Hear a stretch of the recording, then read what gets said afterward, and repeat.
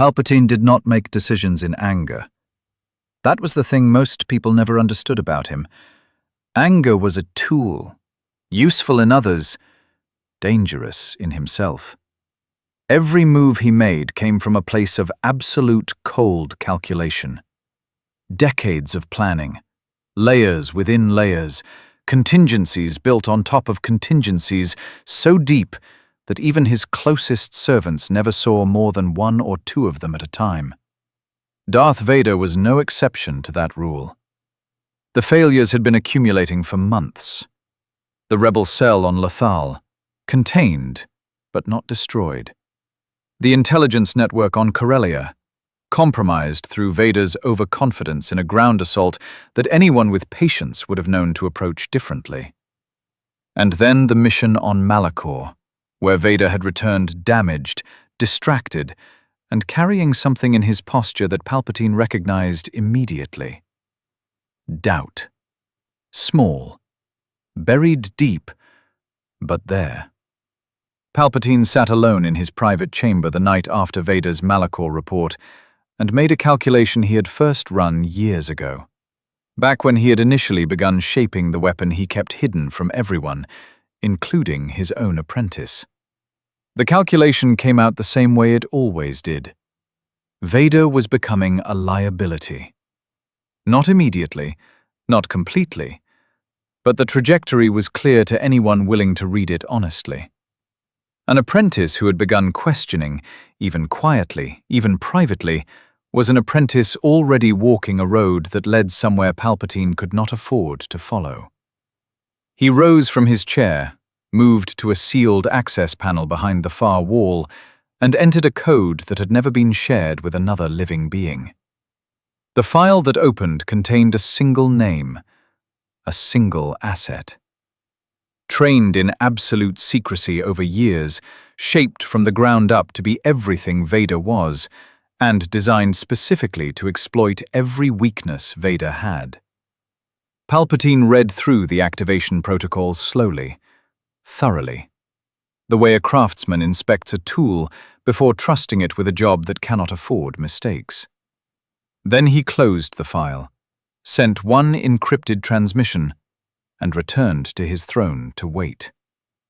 Somewhere across the galaxy, in a facility that appeared on no Imperial map, a man who had been waiting years for this exact message opened his eyes. The transmission arrived without a sender signature. It always did. Starkiller read it once, closed it, sat in the silence of his training facility for a long moment, with his hands resting flat on the table in front of him, a stillness that anyone watching would have mistaken for calm. It wasn't calm. It was the particular kind of focus that came from years of learning to process enormous things very quickly and convert them into action before emotion had a chance to interfere. The target was Darth Vader. He read it again just to be certain. The instructions were precise and completely clear. Track, engage, and eliminate the Emperor's apprentice during his next solo deployment to the Outer Rim. Leave no evidence of Imperial involvement. File no mission report. Return only when the assignment was complete. Starkiller had been trained by Vader himself for years. He knew exactly how the man moved, how he thought, how he fought. He knew which approaches Vader would anticipate and which ones he wouldn't. He knew the gaps in the armor, literally and tactically.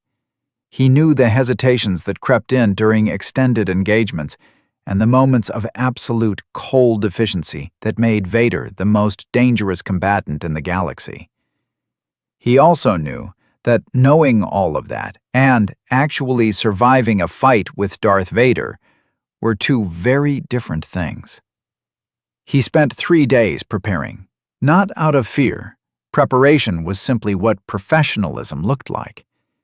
He reviewed every available record of Vader's recent deployments, mapped the Outer Rim assignment route down to its secondary and tertiary checkpoints, identified 3 optimal engagement windows, and ranked them by survivability margin.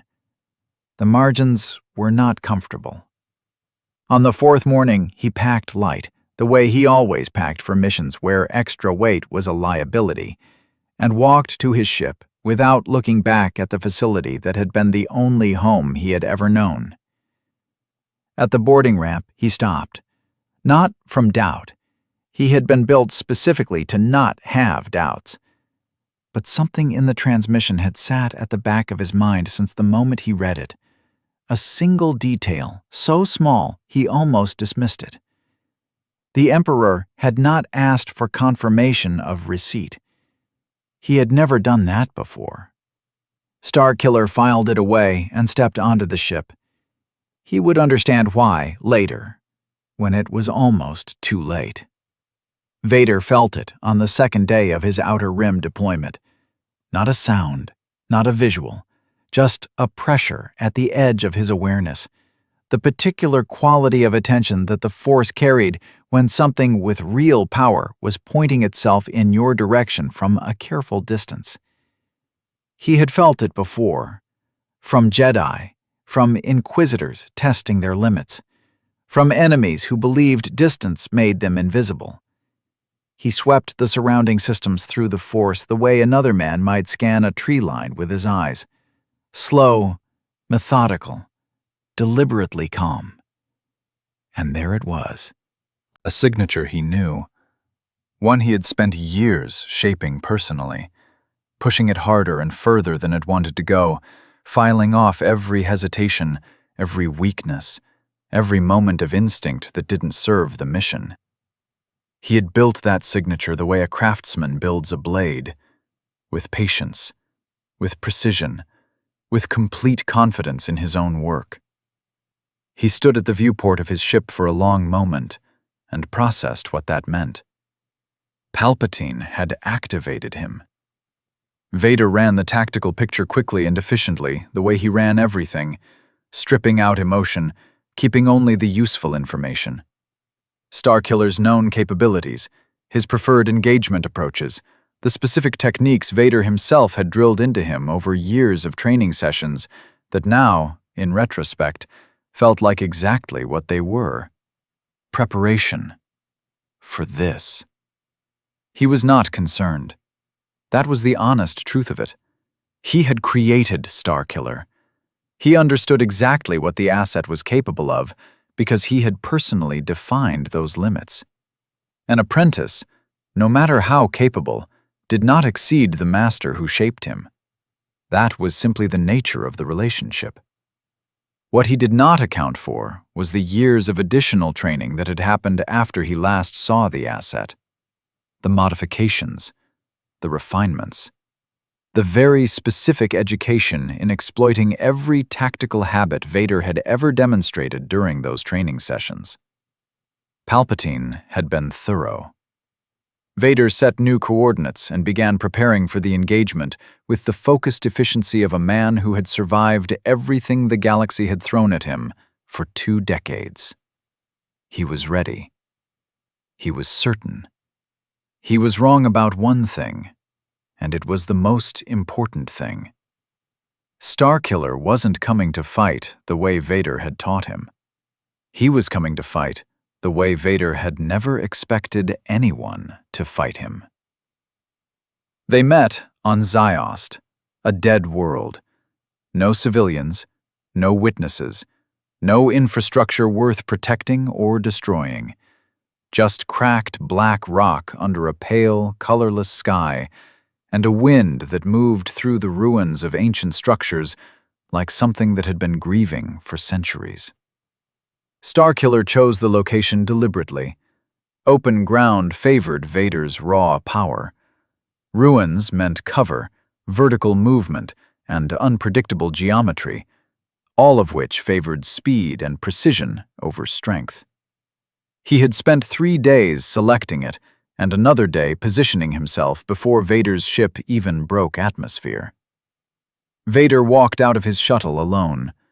He had considered bringing the ship's garrison, dismissed the idea within seconds.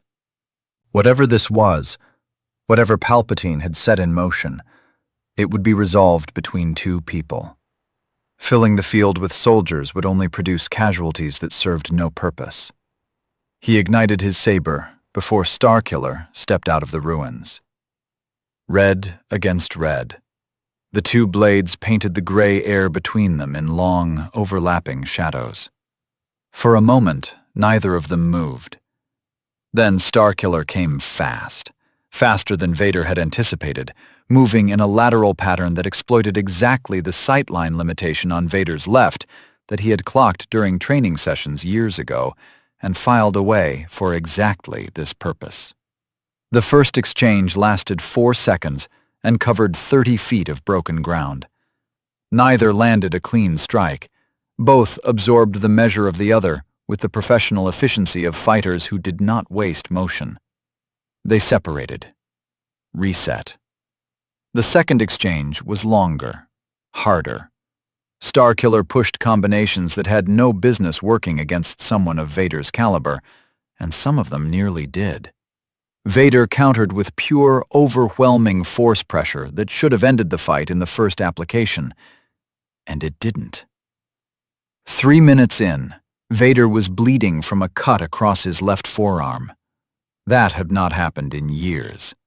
On Coruscant, Palpatine sat perfectly still before a live sensor feed and watched the engagement with the quiet satisfaction of a man whose calculations were proving correct. He watched Starkiller drive Vader back across the ruins toward the cliff edge with a combination sequence so precisely designed that it looked less like a fight and more like a dismantling. He watched Vader go to one knee. The smile that crossed Palpatine's face in that moment contained no warmth whatsoever. And then Starkiller did something that was not in the mission parameters. He stopped. He stood over Vader with his blade raised and the mission one movement from finished. And he felt it. Not heard, not saw, felt. The way only someone deeply connected to the Force could feel the shape of something moving through space toward a specific point at a specific time with a specific purpose. 3 Imperial ships, dropping out of hyperspace on the far edge of the Ziost system. Running dark, no transponder signals, no standard Imperial identification codes. Moving in a tight formation that was not a rescue pattern, not a reinforcement pattern, and absolutely not a standard deployment approach. It was a containment pattern. Starkiller had studied enough Imperial tactical doctrine to know exactly what that meant. You used containment formations when you needed to make certain nothing left a designated zone alive. Not the target, not the operatives, not any record of what had happened in that zone. No evidence of Imperial involvement. The phrase from his mission orders landed in his mind with an entirely new weight. He lowered his blade slightly, ran the calculation fast and clean the way he ran everything. Palpatine had never intended for either of them to leave Ziost. Vader was the primary target, an apprentice who had outlived his usefulness. But Starkiller was the secondary problem, an asset who knew too much, had been trained too well, and could not be permitted to exist independently once he had served his purpose. The perfect solution. Send one liability to eliminate the other, then erase the tool that did the job.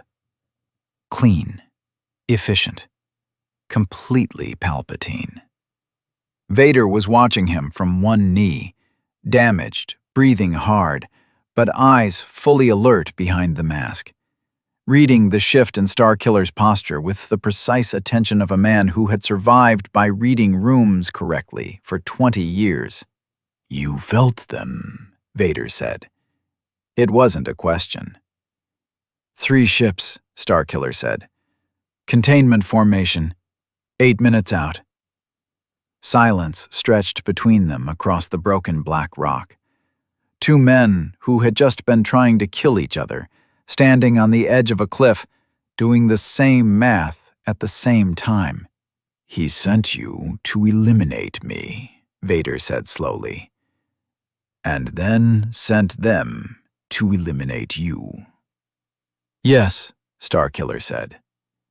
Vader rose to his feet, and neither of them raised a blade at the other. They had 6 minutes. Vader assessed his own damage quickly and without sentiment. Left forearm cut. Manageable. 3 cracked respirator seals from a force impact that had hit harder than anything he had absorbed in years. Movement was functional. Combat capability was reduced but not eliminated. He had survived worse and made it back to his ship. The ship's closing from the outer system changed that calculation entirely. Running damaged to his shuttle with 3 Imperial destroyers cutting off every exit vector was not survival. It was an extended execution. He looked at Starkiller, standing 5 feet away on the broken rock, breathing hard, blade still in hand, watching him with the particular focused stillness of someone doing very fast math. "I know where Palpatine is not watching," Vader said. Starkiller said nothing, listening. There are gaps in his surveillance network. Sectors he considers irrelevant. I have known about them for 2 years and said nothing because I had no reason to use them. Vader paused. I have a reason now. You're asking me to run with you, Starkiller said flatly. I am asking you to survive, Vader said. What you do after that is your decision. The wind moved through the ruins around them. Somewhere above the pale sky, 3 ships were 6 minutes from closing every route off this rock permanently. Starkiller studied him. This was the man who had trained him, who had pushed him past every limit he thought he had, and then pushed further, who had shaped every reflex, every technique, every instinct he possessed. He knew Vader's tactics better than almost anyone alive. He also knew that Vader did not make offers he didn't mean. That was one of the first things training had taught him. Vader was many things. A manipulator of the ordinary kind, he was not. If this is another layer of the same trap, Starkiller said quietly, I will know before it closes. Yes, Vader said simply. You will. 4 minutes. Starkiller looked at the shuttle on the landing field below, looked at the pale sky, looked back at the most dangerous being in the galaxy, standing damaged on a cliff edge, making an offer that made no logical sense, and somehow felt completely real. He made his decision the way he made all decisions. Fast, clean, without looking back. They were running for the shuttle before the echo of his answer had finished crossing the ruins. The rebellion noticed the silence before it understood what it meant. 3 weeks after Ziost, a supply convoy that should have been intercepted arrived at its destination, untouched. A rebel cell on Corellia that had been under Imperial surveillance for months suddenly found the attention simply gone. Patrols reassigned, monitoring equipment pulled, the particular pressure of being watched lifting overnight, like a change in weather. Mon Mothma sat with the incoming reports and read them carefully. Twice. Then called her senior commanders together and told them something she had not been able to say in years. The pressure was dropping. Nobody knew why yet. Imperial communications were still active. Star destroyers were still on patrol. The machinery of the Empire was still turning. But the sharp end of it, the part that had hunted them across the galaxy with a relentless personal intensity that no algorithm or automated system could replicate, had gone quiet. Vader was not in the field. The effect was immediate and dramatic in ways that even the most optimistic rebel strategists hadn't fully modeled. Vader's presence had functioned as more than a military asset. It had been a psychological weight that pressed down on every decision the Alliance made. Every operation planned around the question of where he was. Every commander knowing that no position was ever truly secure as long as he was looking for it. Without that weight, the rebellion moved differently, faster, with more confidence. Cells that had been paralyzed by caution for months began coordinating again. Supply lines that had been abandoned as too exposed were quietly reopened. Recruitment numbers, the truest measure of a movement's health, began climbing across 4 separate systems within a single month. On Tatooine, a moisture farmer's son watched a pair of Imperial transports pass overhead and felt something he couldn't quite name settle quietly in his chest, like a distant storm that had been building his entire life had shifted direction. He didn't know what it meant yet. He was still too young to understand that the Force worked in patterns that took years to fully reveal themselves. But somewhere across the galaxy, in a surveillance blind spot that Palpatine had never thought to secure, 2 fugitives were making plans that were about to change every single thing. And the galaxy, without knowing it yet, was already tilting toward a different ending. The plan took 11 days to build. Not because it was complicated, because getting it wrong meant dying in a way that benefited no one, and both of them had already come too close to that outcome on Ziost to approach the next step without absolute precision. Starkiller worked the tactical side. He knew Palpatine's security architecture better than almost anyone alive. He had been designed and trained with the specific understanding that one day he might need to move through it undetected. Every layer, every blind spot, every window in the rotation of the Imperial Guard that lasted exactly 40 seconds longer than the official schedule recorded. Vader worked the access side. 20 years of serving the Emperor had given him something more valuable than any weapon: detailed knowledge of exactly how Palpatine thought, how he prepared for threats he anticipated. More importantly, how he left himself exposed to threats he had already dismissed. Palpatine believed they were both dead or running. That belief was the only advantage they needed. They moved on the 12th day. Coruscant, the Imperial Palace. The throne room that sat at the top of the world like a dark crown over everything the Emperor had built. Starkiller went in first, alone, moving through the security gaps with the fluid invisibility of someone who had spent his entire life being invisible. By the time the outer guard rotation completed its cycle, he was already 3 levels inside the perimeter.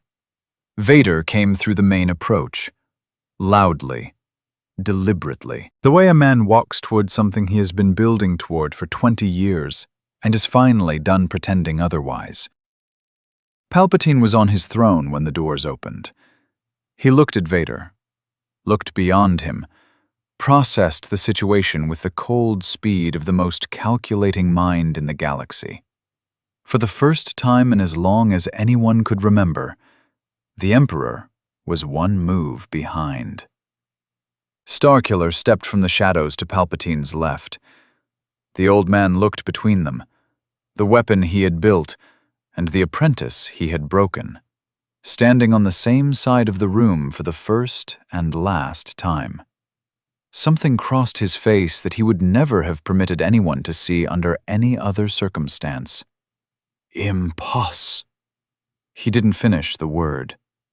The galaxy's longest night ended not with an army or a fleet, but with 2 men in a throne room and a choice that rewrote everything. And that is the power of 1 single changed decision. Palpatine built the perfect weapon, trained it, aimed it, and never once considered that the weapon might turn around. Starkiller was created to end Vader. Instead, he ended the Emperor. Because in a galaxy built on control, the one thing no one can ever fully control is what happens when 2 people decide they have nothing left to lose. If you enjoyed this timeline, hit that subscribe button. The galaxy has plenty more stories left to tell.